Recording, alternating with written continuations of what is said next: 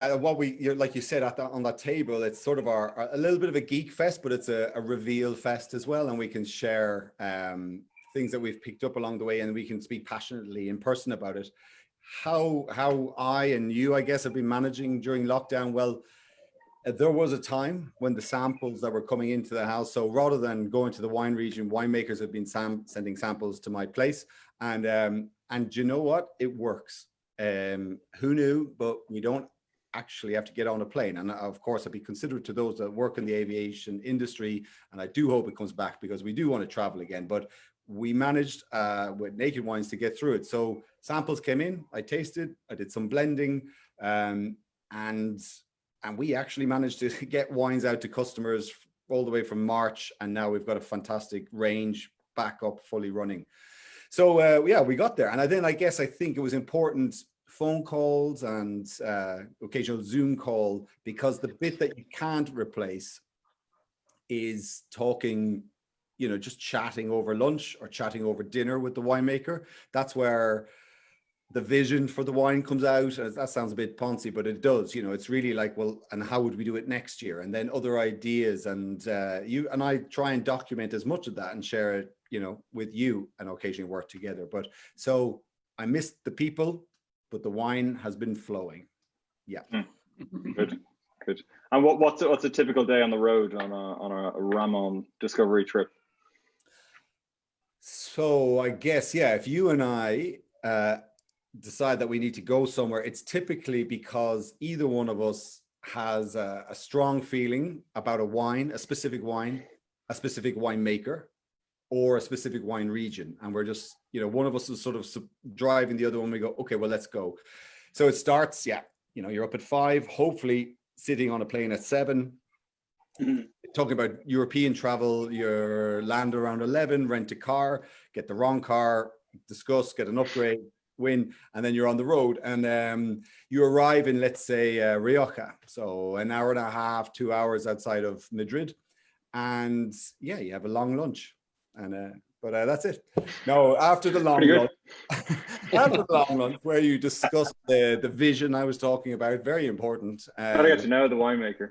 Yeah, that's really, we take our time at that bit. And but no, we typically take a quick tour of the vineyard, because it matters, because of whether it's about whether they're old vines or whether it's a new area, and you just get a sort of lay of the land, so a picture of the area. And then we head into the winery, and typically there's a lot of wine to taste, a lot of different tank samples. So different stainless steel fermentation tanks have made a wine like at a higher temperature or a lower temperature, with more skin contact or less skin contact. And then there might be barrels, and then there's different types of barrels. So you have about maybe 20 bottles on the table, and you're trying to make one wine with the winemaker talking, and you just go through them all, and you eliminate some, bring some more in. And it is probably the best part of this job. It is the most creative, the most artistic, and collaborative. And Eamon, you at that point, I often see you, if I'm sort of being a bit of a ponce going back and forth on wines, you take the time to document what we've just been through, whether it's the lunch and the discussion or the vineyard trip.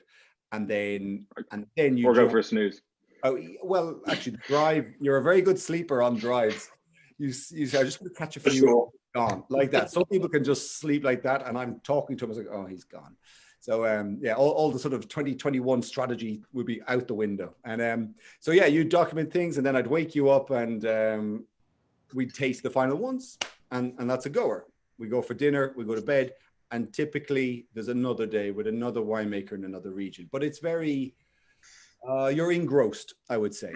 And I guess I missed that. Whilst we've been doing lots of that tasting at home, engrossed in the culture, the winemaker, what they are, what they need, what they want to do is very important.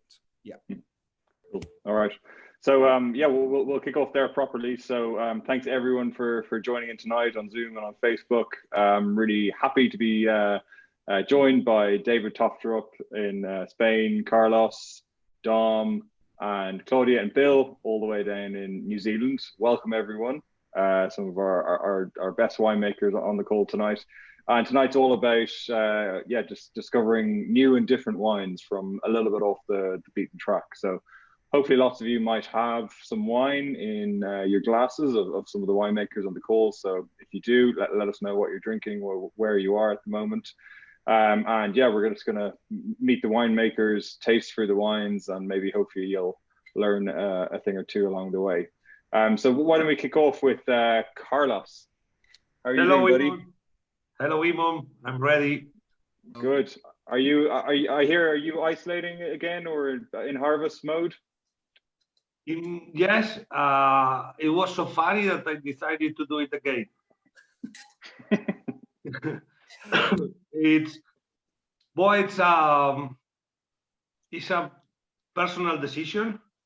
I noticed that having the kids in the school, it represents a big risk to get infected, or anyway, a big risk to be in lockdown.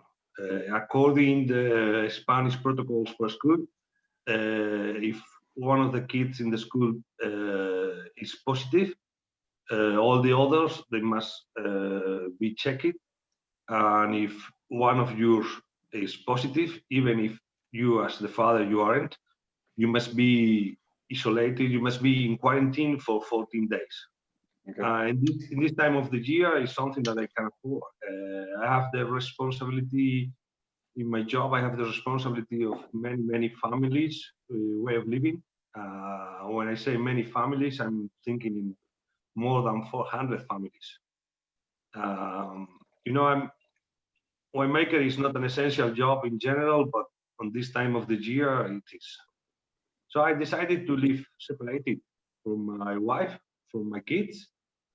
I don't share with them anything except 10 minutes when they go out of home to go to school.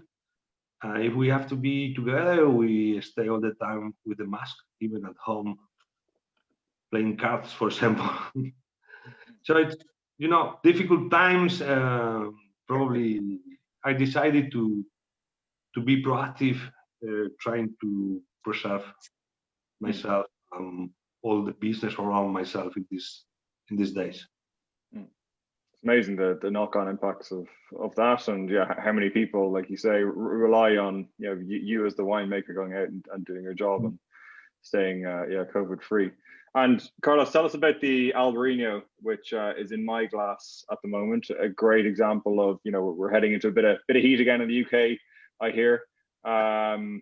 So this feels like the perfect wine for a late summer sipper. Tell me about Albarino and Galicia, where the wine is from. Well, Albarino is an indigenous grape from Galicia, probably the most famous in Galicia. Galicia is a region in the northwest of Spain, just above Portugal. Galicia occupies around 8% of the full surface of Spain. But Galicia has around half of the indigenous Spanish grape varieties. So there are important historical reasons behind. Galicia has the tomb of Saint Jake's Apostle, what is considered the third most important point for Christianity. And this it's an important fact because wine and monks, wine and Christianity has always been related. So the biggest development of Galicia is coming from the Middle Age in terms of viticulture. Also, it's a region that is very isolated from Spain. It's by the ocean with mountains that separate Galicia from the rest of Spain. It's a region that during the Middle Age, Muslim, that they stay for 7 centuries in Spain, they never went there. And Muslim, they don't pay attention to wine grape varieties. So these are the reasons for having so many indigenous grape varieties. We are lucky that we have also particular weather conditions and soil conditions in Galicia. In terms of soil, is one of the regions in Spain with granite and slates. that are not very typical soils in the rest of Spain. And in terms of weather, we have the confluence, we have the mixture of the Atlantic weather by the ocean with the Mediterranean weather, general weather in Spain, with the influence also of continental weather from the mountains. So different grape varieties with high value, in my opinion, for being indigenous, grape varieties that 3/4 of them you have never heard. Different weather conditions and soil conditions. What at the end, the result is identity, a very important aspect, in my opinion, today in the wine industry in the world. We don't have a strong identity. We have 10 grape varieties diffused all over the world, making the same wines, the same style, also with the technology. Technology is diffused all over the world, the same technology. So we have in Galicia the grape varieties, the soils, and the weather conditions to have this strong identity. For me, absolutely an honor to have the possibility to make wines in Galicia, and also an obligation because my wife, she's from there. Good. And Ray, what would you say? For someone who likes a certain type of wine, why would you recommend they should try Albarino? Let's say it has a vivacity. There's another fancy word for it, but it has a freshness and a liveliness to it. It is not it's not very strong in one flavor profile. It's not too citrus, grapefruit sharp, and it's not too buttery round. So it actually just has a nice sort of fresh, slightly creamy feel. And it is, as you said at the beginning, Eamon, with the hot weather, it's a refreshing wine. It's often, discussed around fish, seafood. If you're a vegetarian, it's just about something with a good sort of vinaigrette that it's a lively wine. That's why you might choose it. Yeah, no oak typically. Yeah. Very good. And Bill and Claudia, maybe where you guys are living, maybe a little bit in contrast to what Carlos was saying around, a very recognizable region, very recognizable grape. How do you guys carve out a bit of difference, bit of uniqueness? Because your wines are totally unique and just stand a country mile apart from the stuff you might buy in the supermarket. Well, we can't say it's the wine monks. I wish we had wine monks. We don't have any wine monks in here. I think it's depending on which wine you're talking about, Eamon, but for our sort of the ones that most people have tried, which is our standard small Sauvignon and our Sylvia Reserve, I think we're very careful with the people we work with and where those grapes come from. Just the people that we work with who grow those grapes for us do a very good job. And I think ourselves, having worked in the wine industry ourselves for a few years, we know where the good bits of Marlborough are. And so it's just a case of capturing that and taking extra special care of it and trying to retain that fruit in the winery and into the bottle. Yeah. And what would that typically look like? What is that extra care in the vineyard, or what do those people who are worth seeking out and working with do that maybe the supermarket growers wouldn't?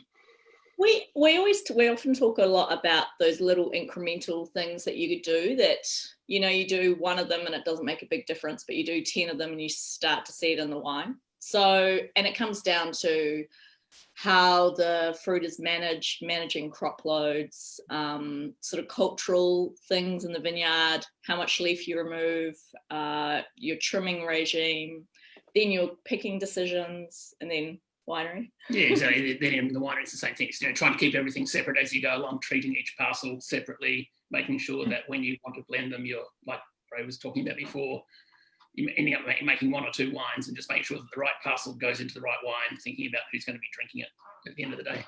But a lot of that Marlborough-ness that you see in our wines it's about Marlborough, and it's about, the vines we have and the climate we have, and we're really lucky to be here. And Dom, how are you, pal? Good. You're making my piddly wine rack down here look piddly. This is one corner. Your setup there. but actually probably around me is probably most of the wines of most of our winemakers, Naked Wine. So I can just listen to Ben and Claudia and to Carlos. I think, oh, where are their bottles? I know they're around here somewhere, which is quite nice. So I'm one of the lucky ones to be. Hey, yeah, lovely to see you guys. There's my piano, man. Oh, I saw the piano. So the children are still playing and learning and practicing on it. Yep, and me too. So it's good. Excellent, of course, yes. Well, you play anyway, don't you? So that's good news. So excellent. Anyway, lovely to see you guys. Isn't it so? Sorry, Eamon, to interrupt, but yeah, no, it's just the first year we haven't all been together for the summer tour, or one or either of you. So yeah, it's a weird feeling, isn't it? But I know it really is. But when I came on and heard all your voices, I thought, and Carlos is like Carlos. It's like, that's it. I'm happy. It's good. Absolutely. So Don, tell us about Puglia, which is a very special place for you. I was lucky enough to experience it myself at the end of last year. So yes. Why did you bring Puglia to the Naked Angels as a place to discover? Yes, well, it started from the very beginning when I joined Naked, at the same time as you. But before that, I've been working there many years ago in my previous incarnation when I was jet-setting around the world as a consultant winemaker, making troubleshooting and making wines for the big supermarkets. And I was down there doing some work for Marks and Spencer's, making some of their wines. And this would have been back in, goodness me, what are we now? 1992, 20 plus years ago, I suppose it would have been, 20 years ago. And at the time, I was working a lot in California, South Africa, and some really, state-of-the-art wineries as well. And there, but my heart has always been in Europe because where it started for me. But in Puglia, I've been working up north in Alba in that region. But Puglia I was just amazed with stepping back in time, the vineyards, where it all begins. That's where it all happens for me, is in the vineyards.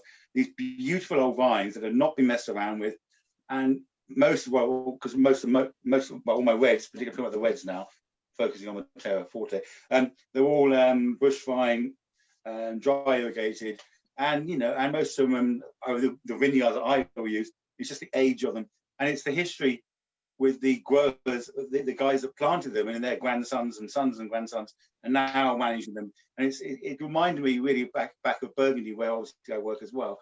It's where they're handed down through the generations, but with a difference. In Burgundy, it's all big money and big prices, and very high prices.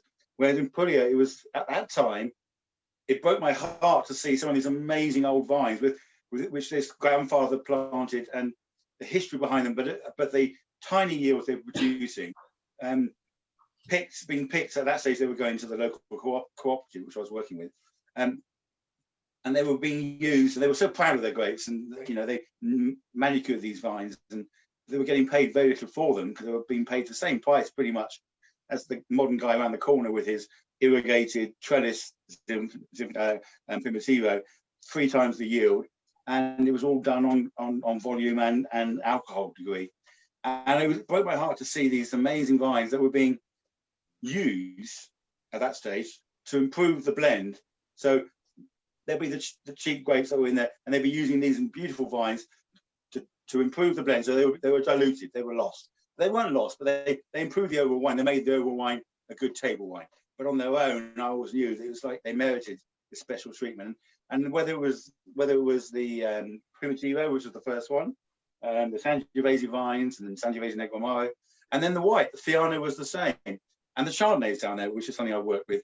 And I always felt I was doing the blends, and they were great and everything for the supermarkets. And I always I thought one day I would love to come back and say a big thank you to these very proud owners of these vines, and actually make a wine just from their vines and show really all their hard work they've done over the last 70 or 80 years in these vineyards. This is what this vineyard really can show quality. And that's where Naked Wines allow that to happen, I suppose.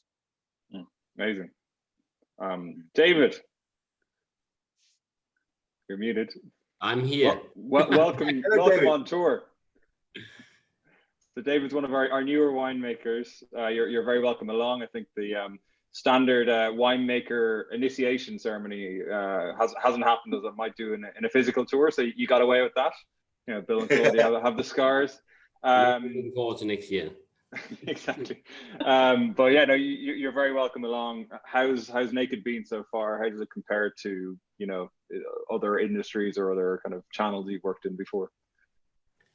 Well, I mean, for me, it's been very interesting. Actually, a wonderful experience. As you say yourself, very different from any other channels that I've been working with in the past. Just having this direct contact or interaction with the angels is really encouraging, and I love reading the messages, comments on the wines that I'm producing, and every day when I'm out in the vineyards or in the cellars, many of these comments like sparks up in my mind. Say, okay, when I'm tasting the grapes or tasting the wines out of the barrels, wow, I wonder how they're going to react to the next vintage of La Nymphina or La Orfica. So it's been wonderful to have this direct contact and interaction with the angels. Cool. And lots of people hopefully tonight will have this in their glass, La Nymphina Monastrell. Tell us about Yekla, which is where this wine's from, and then Monastrell grape. And maybe you could taste it with us and tell us what we should be looking for. Yekla is one of the smaller appellations in Spain. It's located in the very southeast of Spain. It's one of the small appellations within the region or province and of Murcia.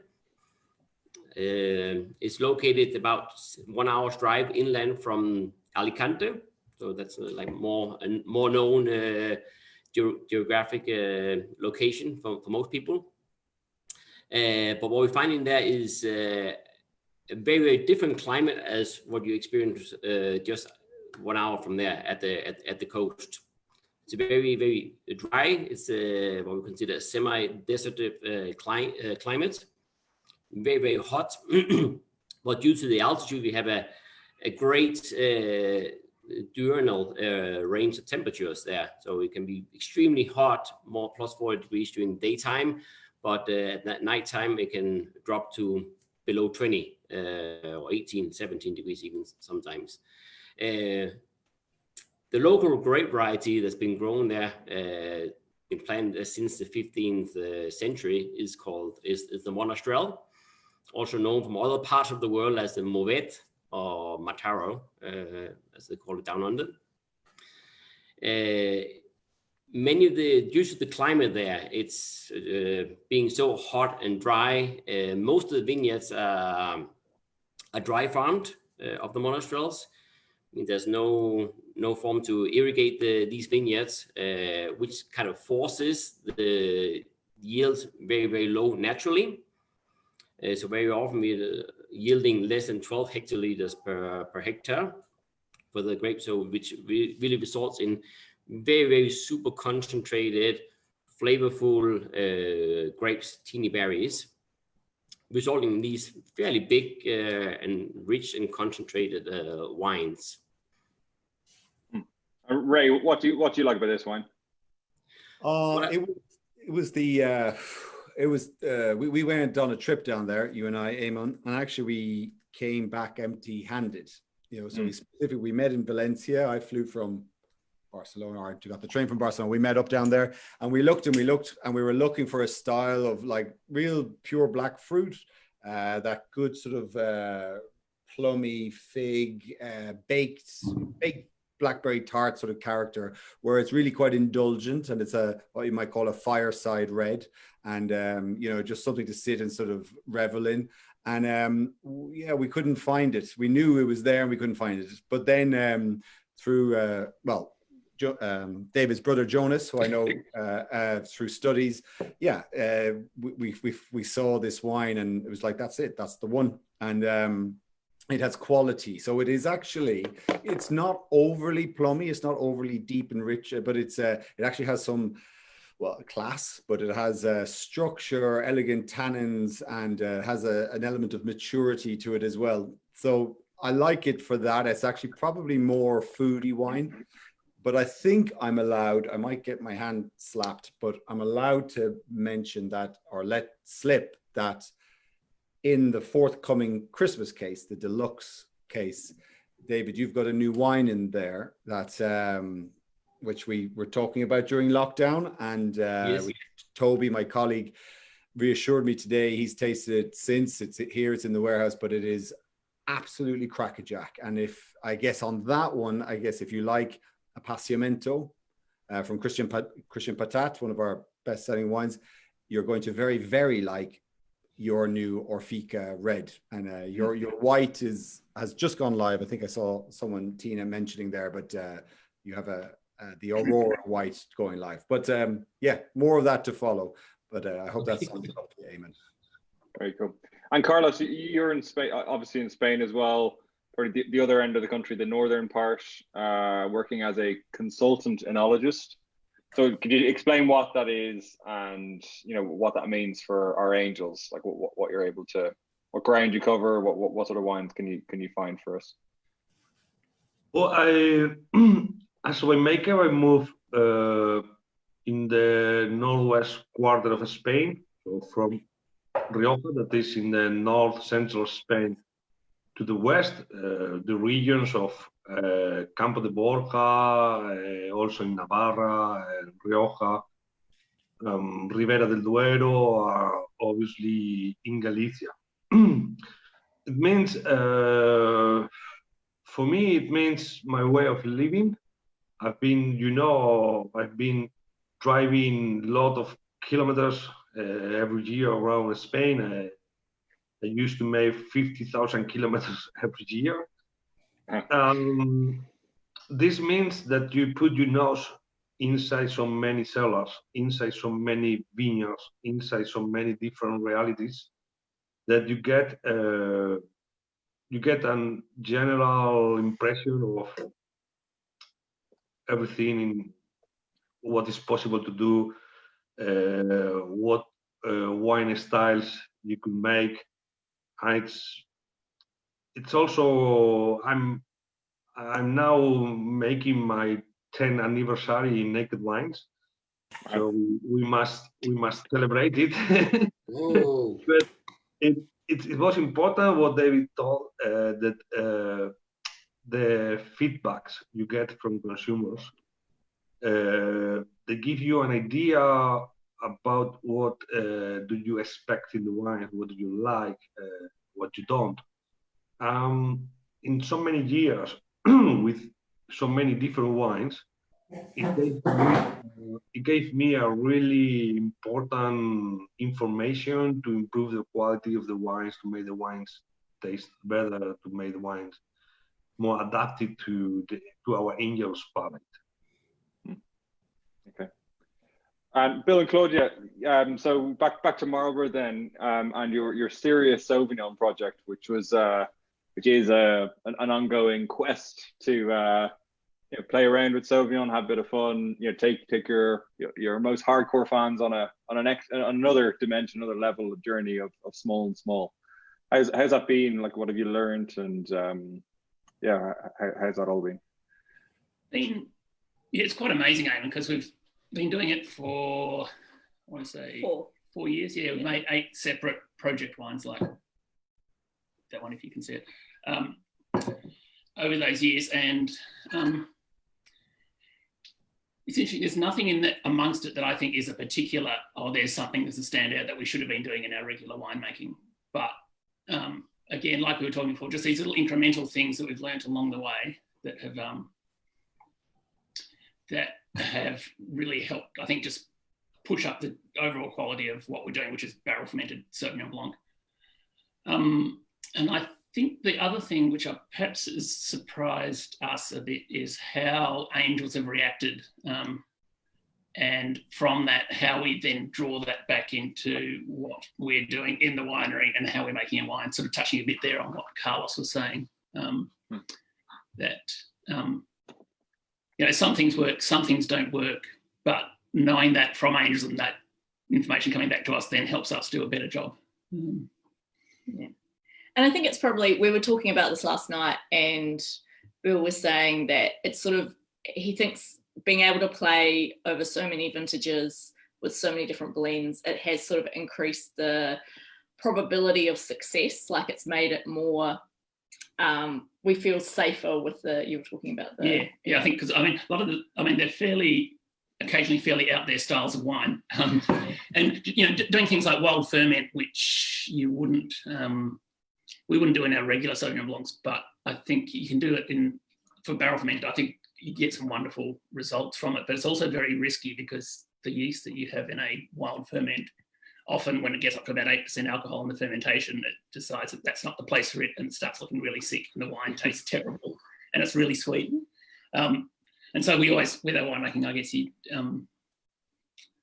sort of running that risk is something you don't want to do. But with these project wines, we've been sort of tinkering around with the best way of achieving that wild ferment result, for example, and also getting a reliable wine year after year after year. So, you know, wines that finish ferment. Yeah, and wines we can actually sell if people want to drink. Yes. So no, we've learned lots actually. It's really interesting. Hey Bill, can I ask quickly? So if because you have the Theodore wine, which is partially barrel ferment. No, it's 100% barrel fermented. Yeah. So you've now done 8 different sort of styles of more eclectic wines or experimental wines. And is the idea then to enhance Theodore, to take some of the nuggets that you learned and push Theodore to a new level, or is there a Theodore +1? Or I think for us at this stage, I think it's probably just to improve the overall quality of Theodore and the consistency from year to year, and making sure that when we're making the wine, we're knowing that we're actually doing it the best way we can. Because when we started that wine, it was a tiny wee, that was almost experimental when it started as well. And we thought we were doing a good job, but because we were also having to hit the nail on the head with making the wine for angels and making sure the price point was fine, there was no room to experiment. But with the project, then we had actually had a chance to try a few different things without any sort of fear of making mistakes. Because the mistakes, I mean, there were mistakes. But just they just got sort of blended away, so no one had to see them. Yeah. And you wrote a blog, or you documented you sort of commented on how it was going. So you've recorded it, which sort of is great for history and future winemakers to look at. But also, the whole project was funded by angels rather than naked. So that was a massive sort of 4-year. I mean, you should get a PhD at the end of this, but for basically a discipline on what one can do with Sauvignon Blanc. So thank you, Angels, for your funding and for the liberation for the guys to sort of push the boundaries a bit further. And also, it was funny because the funding was supposed to be for like 1 wine, and you guys funded 8. So thank you. Oh yeah, you slip that in just at the end of every discussion about next year's volumes. Oh, we were going to do 3 more wacky wines. Yeah, sure, fine. Just let's move on. Yeah. And tell us about the names of the wines. Well, the names started out because our reserve wines are all named after our kids. So we've got our Sylvia Reserve Sauvignon, our Penelope Reserve Pinot Noir, and our Theodore Reserve Sauvignon. And anyway, we needed a way, because we had 3 project wines at the beginning, and we needed a way. We were having lunch and trying to work out how to differentiate them because, it's Marlborough Sauvignon. Oh, it's Marlborough Sauvignon. Oh. So we threw various things around, and then I don't know which one of us came up with it, but we had this list of unused baby names. And so we just went down the list of unused baby names for all the project wines. So we've got like Jeannie and Mabel, Bruno, Wolfie. Yeah. They were the bit too crazy names to give the kids. Yeah. I was never going to call a child Wolfie, okay? But I think for our last 2, which was the ones we've done this last year, we actually got, and we were to the point where we realised that we'd actually used up the entire list of baby names. And so there was only Ermitry. Yeah. so we ended up calling them Daniel and Harriet. And Dan and Harriet have no relationship to our family at all, but they are guys who work in the Naked office and guys we've worked with for quite a bit over the years. And just because they're nice guys and it's nice sometimes to put the spotlight back on you guys rather than all on us and our families. So, yeah. Awesome. Probably days when you talk to Dan and Harriet more than your own family as well. So Exactly.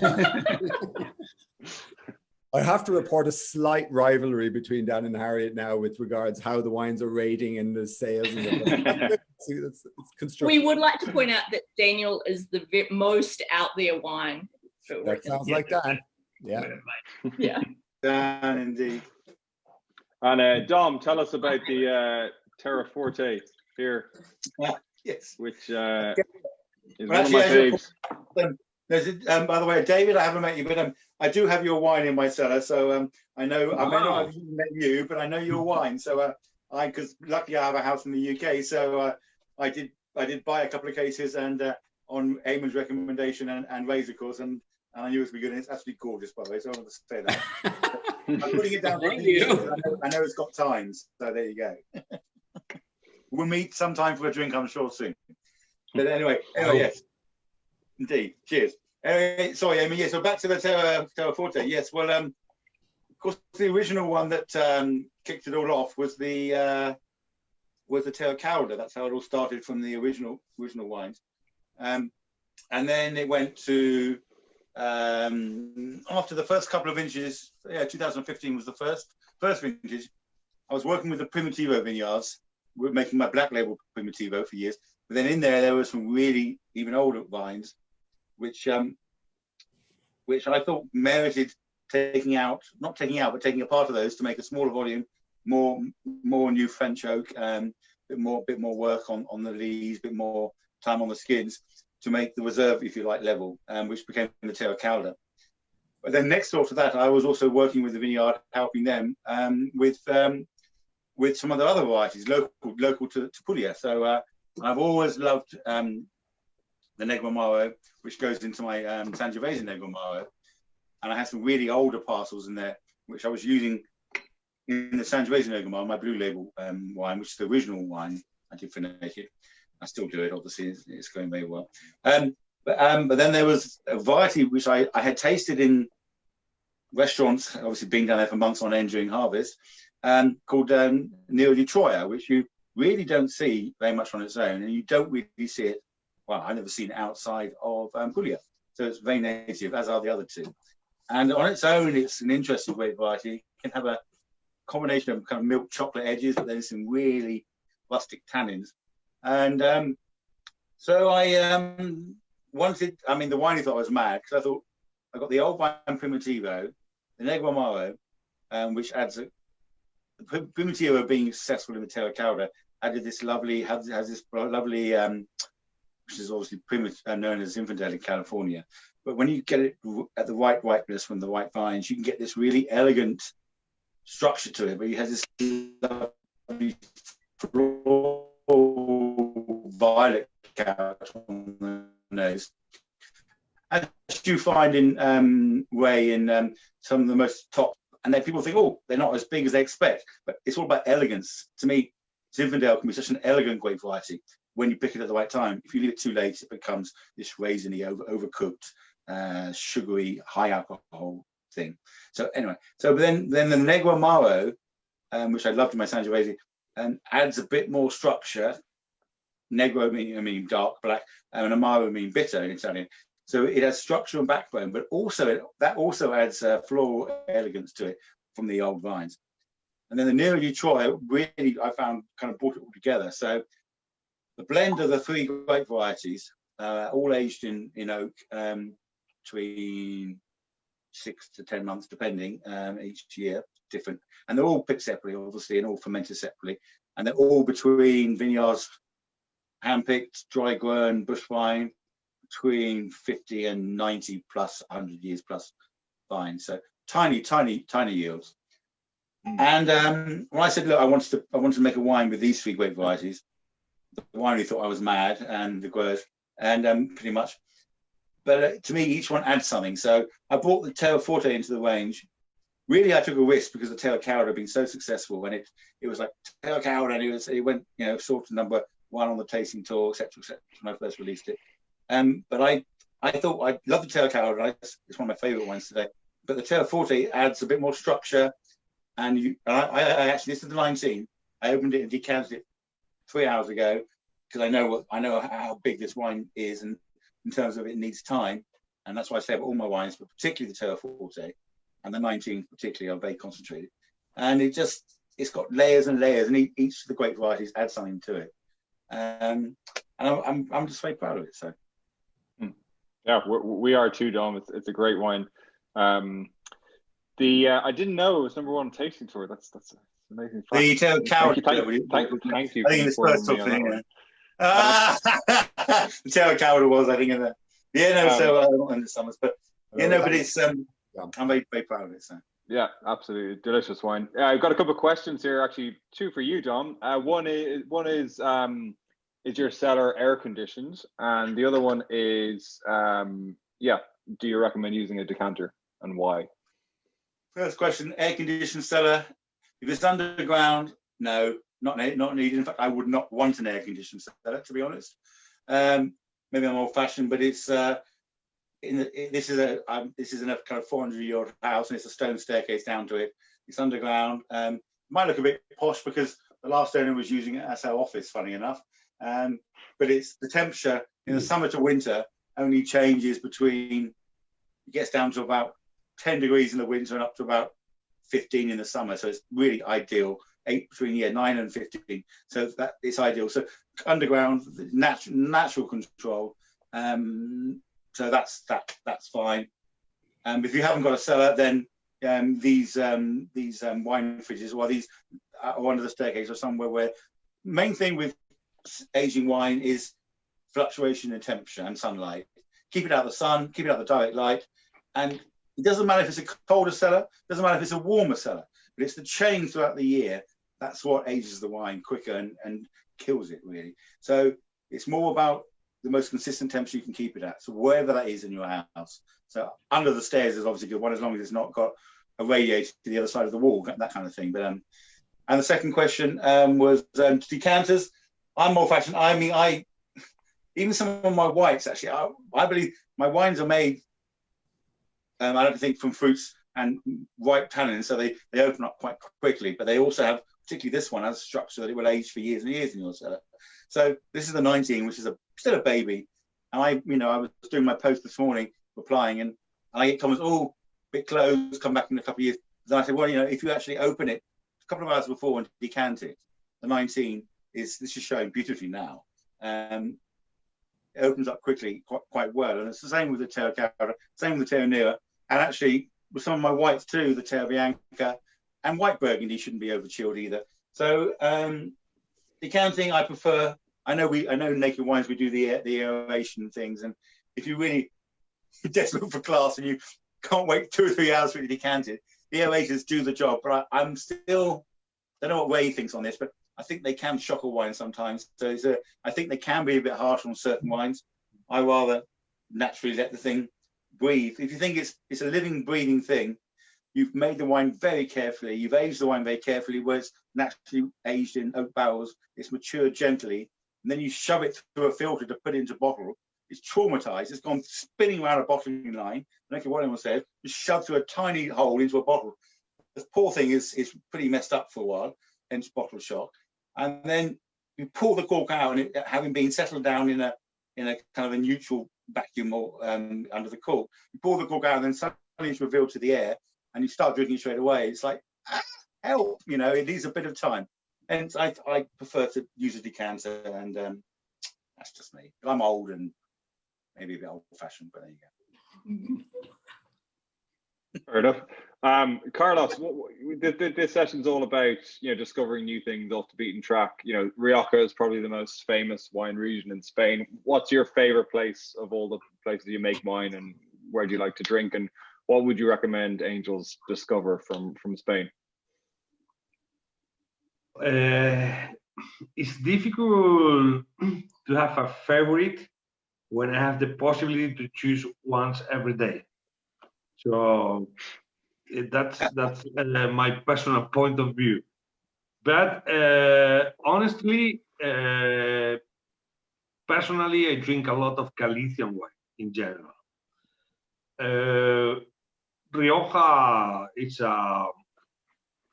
it's a safe choose. You know, it's it's easy to pair with many kind of foods. It's easy to enjoy. It's easy to find a Rioja wine that you enjoy. But talking just as consumer, always looking for the strange things. You know, looking for things that you could get surprised. I don't know, Eamon, if I answered you. Yeah, no, Galicia sounds good. I'm loving the Albarino. That's awesome. And Ray, what would you say whenever the world gets back to normal and we're allowed travel freely again? What's the next Ramon trip on your list that you think we need to get back to? Oh, a Ramon trip and a way individual just get out to a wine region trip. I think, speaking professionally, Eamon, you and I would have to discuss what was the need of the business, what we can bring happiness to the winemakers, or to the angels, and so it would be a natural decision at the time. I think, you know, Tuscany is calling me personally. I learned a bit of Italian. Really didn't. I'm on an app, but yeah, I want to learn Italian. A lockdown skill you learned there, was it? Yeah. You learn the language in lockdown. Like I'd say, just the three. I could tell you the stuff I could, you know, hold a conversation is more about like the insects are on the plate, the bear has left the zoo. So, you know, critical stuff for wine blending and stuff. But other than that, yeah, and then you're making pasta. And I know, I just love Italy. So Tuscany is calling. And then let's say if there was a region, I think we haven't explored Greece enough. In terms of wine and the wine regions and so on, you know, northern Greece with fantastic reds. So Eamon, if you could be persuaded a little over to Greece and do a bit of tasting and blending. I surely can. So someone actually asked the question around, would any of the winemakers be up to traveling to Greece, or anyone has been to Greece, and what sort of wines could you get from there? Anyone? I mean, we have a fantastic Greek white Fiteri. So the grape is Mush Filero from Arcadia, which is the bit that goes off to when you're looking at a map it's on the west, I guess. So we have a beautiful Greek white wine, and I thus think the reds are full and smooth and round when well made. So it's another thing to expand. Yeah. I'm also a massive fan of Greek wines, because I've also I can't remember the name of it, but one of my local restaurants based in Edmonds from here when I'm in the UK has the most amazing Greek wine. It's one of their famous wines from Greece. It's a white, and it's one of those wines which it's got layers and layers and layers. It's very complex. It's in a very heavyweight bottle, a bit over TT, but the wine quality is absolutely stunning. And I've been drinking it in the restaurant for the last 4 or 5 years when I'm there. When I haven't been there since last year, obviously with everything, but I've been a massive fan of some of the wines coming out of Greece now are stunning. Yeah. I think they've had an issue with pricing because some of them are quite expensive, but the quality is really there. And in fact, one of my winemaker in Italy that I think you've met, Eamon met, but Ray probably didn't, is Andrea, my winemaker I work with in Italy, in Tuscany, where we bottle the wines, but in Puglia, where we make them. He actually works in Italy, and he's shown me some wines from his consultancy in Italy, sorry, in Greece, which are absolutely incredible. So maybe that's the central conversation we need to have, Ray. Let's do it. For sure. All right, guys. Well, we're just about out of time. Thanks everyone for joining us tonight. You know, in normal times we meet up on tour, and you know the best way of discovering new wines and you know in a risk-free way is getting in a room with a load of winemakers and other customers and just trying as many things as possible. But hopefully this will be a good second best, and I really enjoyed talking to you all tonight and drinking your delicious wines. So thanks to all of you, and best luck for those of you in harvest, others fighting frost. Yeah, it's been great catching up, and we'll see you all again soon. Great to see you guys. Thanks. See you Thank you for guys. having us, guys. Yeah, take care. Congratulations, Eamon. Oh wait, congratulations on your master wines. Oh, thank you very much. Absolutely. Cheers. Congratulations. See you all. Keep celebrating. Well done, Ray. Well done. Do the same. Thank you very much. Bye-bye. See you guys. All the best.